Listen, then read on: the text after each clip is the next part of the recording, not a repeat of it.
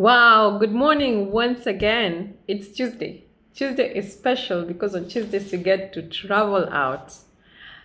We get to dream, we get to share experiences about how we traveled, about how other people have traveled, and we get to teach each other, learn from each other, and enjoy this journey. In the last 2 weeks, since I started this particular video, we've been talking about moving from your home country or the current country you're residing in to a new country. For us specifically, we moved to the UAE. And my name is Purity. I forgot to say that. We moved specifically to the UAE. We've talked about applying for opportunities, getting them, what you need to do in readiness for these opportunities in terms of your documentation, putting your things in order in your current residence country or your home country, for those of you who might want to now go back home again and start to reorganize yourselves once more.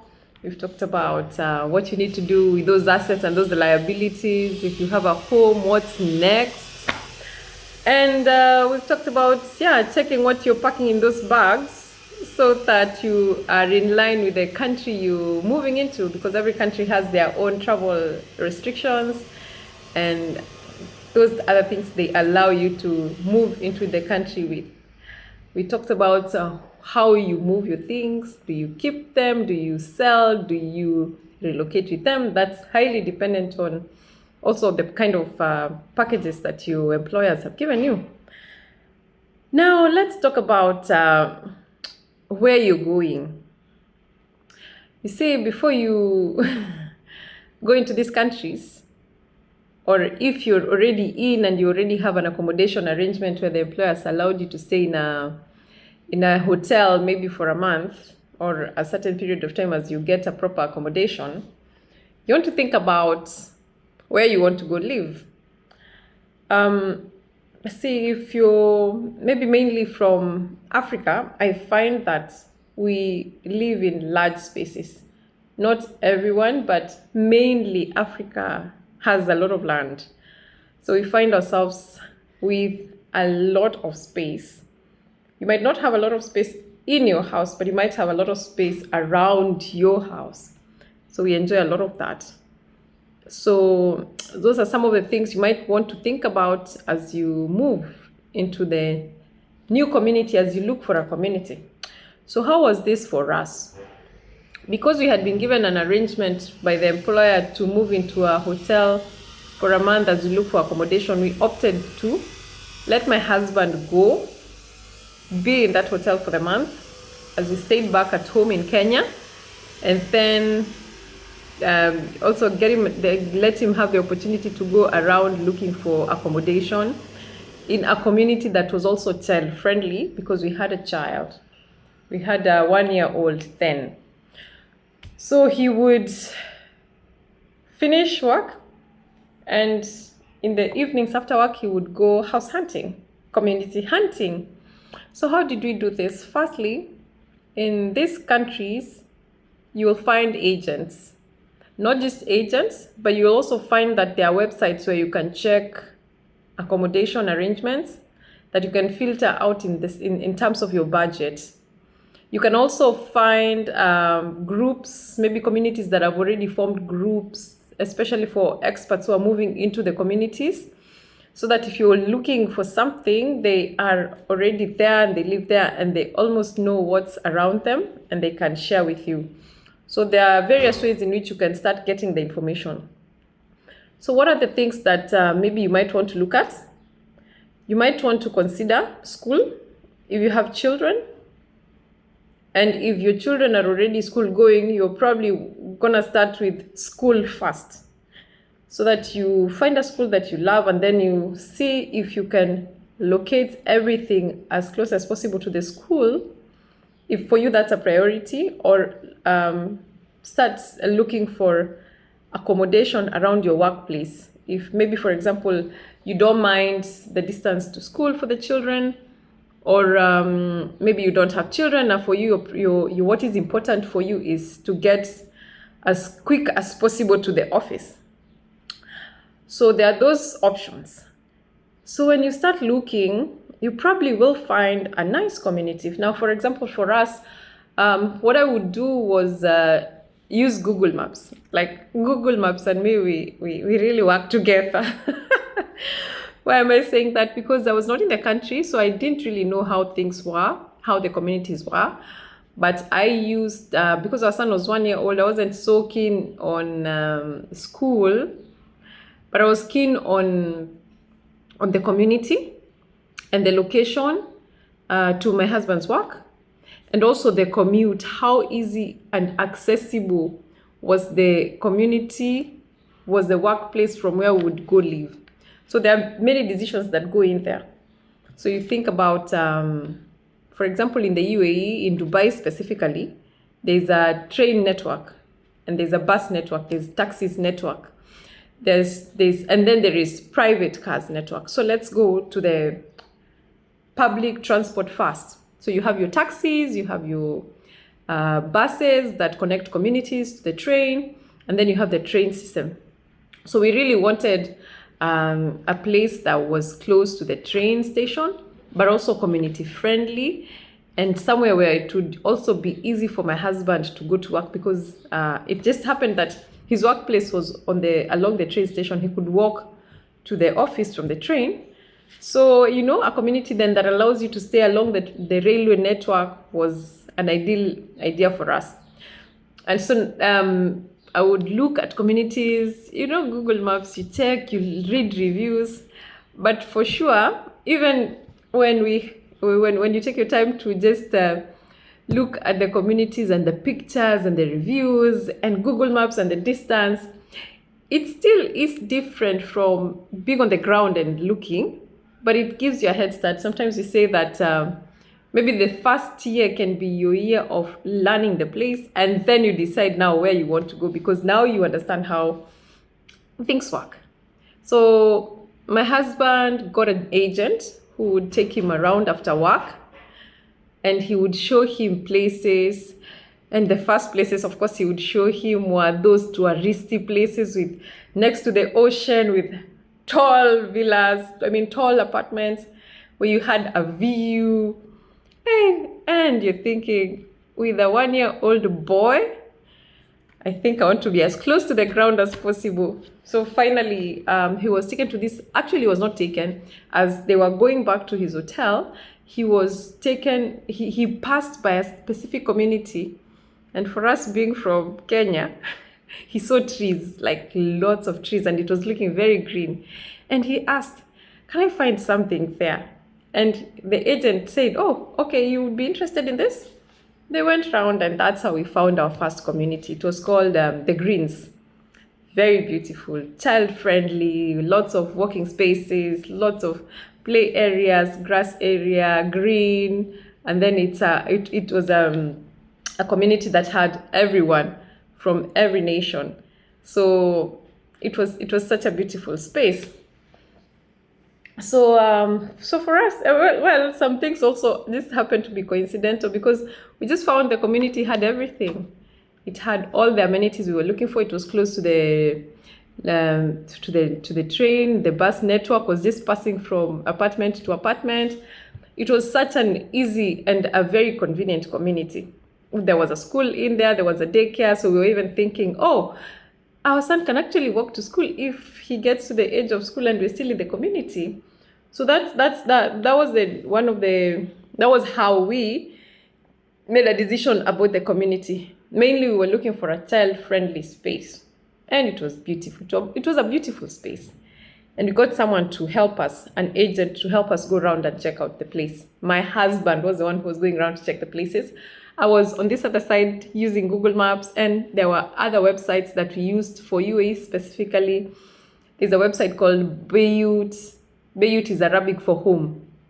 Property Finder, Dubizo.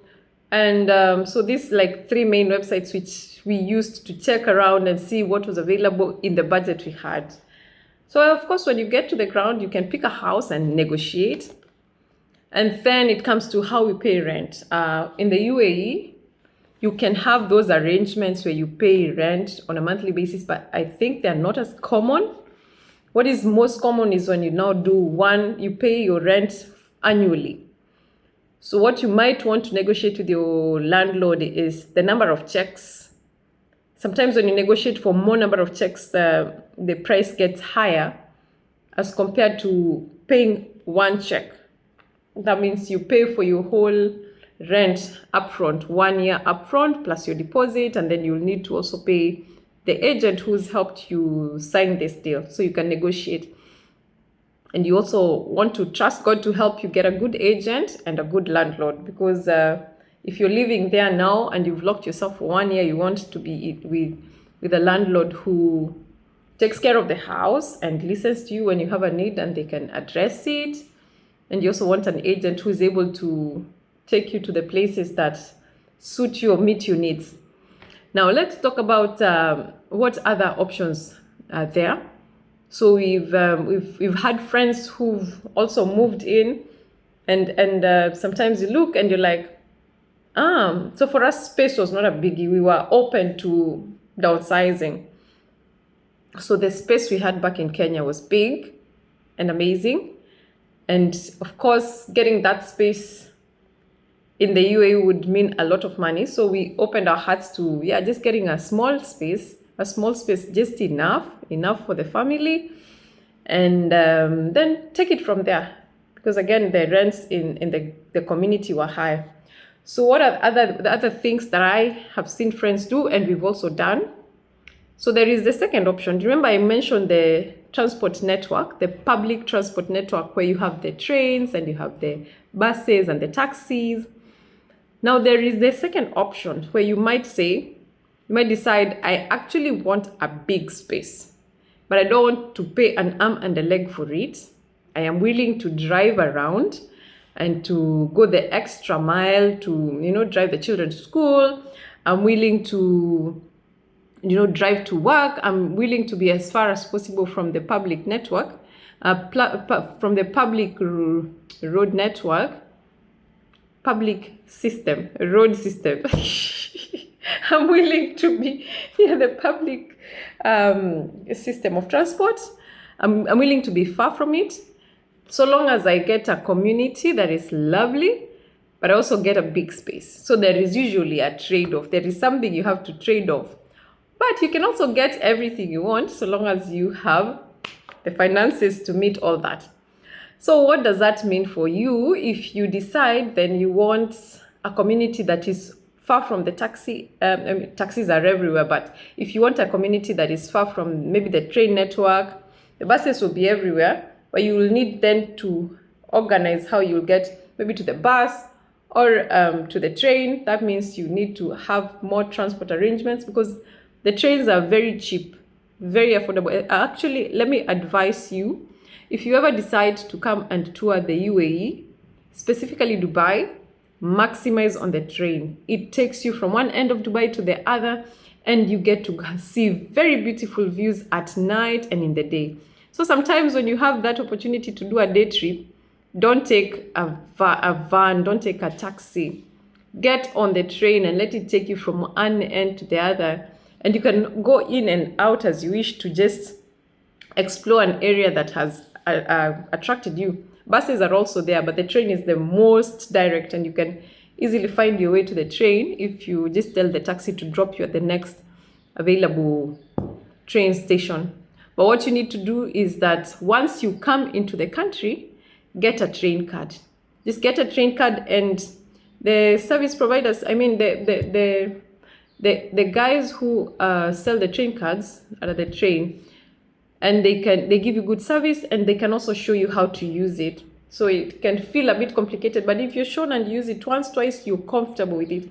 You can hop onto the train, hop onto the bus, hop onto the taxi with the same card. You just need to load it. So back to the point, what if you decide you want to move far from the train network and still be able to drive around? For me, as a Kenyan, what that meant was that I needed to take a driving school class and then change over my driving license to to a UAE driving license. So not all countries can come into the UAE, plug and play, and use their driving licenses. For Kenyans, we have to go for driving school. Now, what I know and I have seen friends do is come in with an international driving license. So this is what happens because it gives you need like maybe 3 weeks or 4 weeks for your residency visa to be processed. So when you come into the UAE, you are either a tourist or a resident. Definitely, if you're coming in, you're not a local. So those are the citizens, we call them the locals. So if you're coming in as a citizen, as a resident, it means you have these few days when your visa is being processed. So you have some days which you are under the maybe tourist visa, unless your documents were processed before you came in, which is rare because you also need to do medical checkups. So once you are in with the international driving license, you're allowed to use it so long as you're not a resident. If you're a resident, once you become a resident, you have to go to driving school if you're from a country that has to go for driving school. And may I say that I went for driving school, but that was not immediately. So like this is an option for especially those who've come in, they're working, and maybe both of you, the two spouses are working, you've decided to settle for a house far from the train network, and also your workplace is completely off the train network. So there is no way you are gonna be using the train to go to work. You still need to drive. So you have the option of, if you're limited, you can take a premium driving school package that allows you to take your driving school and get it done faster. It's pricey, but it helps you to cover your time because you probably don't even have the time to go in and do all these classes. You just want something premium, so you have a license and you're good to go. The premium services allow, they actually come pick you from wherever you want them to pick you from. You do your driving and then they return you to destination. That's the premium package. Or you can do the normal package and pray that you pass. Why am I saying that? Hey, I did my driving. Hey, I thought I was a driver. Wow. So the first things you do your usual theory test. I'm like, easy peasy, it's just theory. You do it online, actually on an app on your phone, you pass. No, you practice on your phone and then you go to school to do the driving theory test. And then you start your classes. So in your classes, the number of classes are dependent on the number of years you've been driving. So you start with maybe parking classes or road classes. Hey, my friend, hey, I went for driving. For sure, I felt like I was doing a third degree. Hey, it was not easy. It was everything from, I failed. Have you ever failed? For those of you who are accountants who've done CPA, the same feeling, and for you who has not failed CPAs, maybe you might not have this feeling, but it's that feeling of almost doing those certified courses. But anyway, just that I'll talk about it a bit more, maybe in details later. But so if you've chosen a community far from the train network, or if your workplace is already off the train network, you will need to drive. The reason being, it's cheaper to drive. The fuel prices are not as crazy as they are maybe back at home in Kenya, and so it's cheaper to drive, and as compared to maybe hiring a car or maybe getting a taxi, it's cheaper to drive. So also this depends on maybe the arrangements. Maybe your employer has made arrangements for you to be able to come in and be chauffeured every day. I've not found someone who's having that arrangement, but maybe there are employers who are willing to do that. But it's cheaper to drive if you already notice, you check and you see that you're off the network. So then once you get a driving license, Then you then start thinking about what car you want to drive. But let me take you back to driving, like to going for driving school. So the moment you come into the UAE and you know your license is not valid in the UAE, you can't use your home country license, this is my advice: do driving immediately before you get caught up in the busyness of the new nation while you're still new, while you still are not even thinking much about things. And even if you're not thinking of buying a car, get it off, because either you'll still have to face it. But if you're from a country that does not require driving, easy peasy for you. If you need a driving license, please come in and do it quickly. There are people who like really push it. Don't push it, do it immediately. That's how I started wearing glasses, because when I started with my eye test, I discovered, so that's why I don't see. Actually, this is a funny joke. I used to always tell my husband how poor the quality of our TV, the quality is in terms of, the colors. I used to say the quality is so bad. And you tell me, go get an eye checkup. I'm like, me? I have the best eyes. Until when I went for driving, that's when I do the eye checkup, and the guy's like, hey, madam, your eyes. That's how I started wearing glasses. So in a nutshell, today we just talked about how to find your community, what is a priority, and also if because of your decision on your community, on school, on work, whether you need to go into drive, whether you need to get a car. Driving, please, if you're coming to the UAE and you need a license, please do it immediately. Don't wait. The longer you wait, then the longer it will take, and then the longer it will take you to do it. And then you'll now be forced to do it under pressure. Do it before things get hot and you get so busy in this nation. So let's just talk a little bit about maybe the decision to buy a car. When you come to the UAE, you have the option to either buy a new car. You can even book for the next year's model. For example, 2025, you can start booking for 2026 models. I have seen these things in this country. So you can book a car. Say, for example, you like a specific car and you want a new one, and you're told it's now on order, so you have to go book. And when you book, then you wait for your 2026 model in 2025. Amazing, this country. So there is the option of either buying what you see in the showroom. There is the option of going to companies and buying from them the pre-owned, the cars they have owned, and now they are selling to those who are not working with them. Maybe cars that were used by management, like maybe not so heavy. There's also the option of maybe buying from friends. There's the option of buying what is now used and it's not linked to a company. So there are companies that just buy and sell cars. So your option to buy is the options to buy are many. And even when you want to buy a new car, you can go and do all those test drives around. Yeah, but the catch is you must have your residence ID. We call it an Emirates ID. You must have your ID. So once you come in, just take you back. Once you're inside the Emirates, the most important thing for you to first get is the ID. Because with the ID, then you're able to do so many things. Because then you're a resident. You're able to go